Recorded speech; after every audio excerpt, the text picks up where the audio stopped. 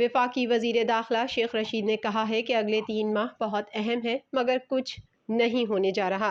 راولپنڈی میں girls degree college میں منعقدہ تقریب سے خطاب کے دوران شیخ رشید نے کہا کہ تحریک لبیک پاکستان سے پہلے روز سے مذاکرات کا حامی تھا، پہلے معاہدے میں شامل تھا لیکن دوسرے معاہدے کا علم نہیں۔ جب یہ منظر عام پر آئے گا تو اس کے بارے میں سب کو علم ہو جائے گا۔ وفاقی وزیر نے کہا کہ انتخابی اصلاحات پر اتحادیوں کو تحفظات ہیں۔ اسپیکر قومی اسمبلی نے پارلیمنٹ کا مشترکہ اجلاس مؤخر کرنے کا فیصلہ سوچ سمجھ کر کیا ہوگا۔ اپوزیشن صرف ٹی وی کھیلتی ہے، وزیر اعظم کے ساتھ کھڑا ہوں۔ عمران خان 5 سال پورے کریں گے۔ پاکستان اور آسٹریلیا کے خلاف سیمی فائنل سے متعلق شیخ رشید نے کہا کہ میرا فائنل تو اسی دن ہو گیا تھا جس دن پاکستان نے بھارت کو ہرایا تھا۔ اللہ کرے سیمی فائنل میں پاکستان آسٹریلیا کو ہرا دے۔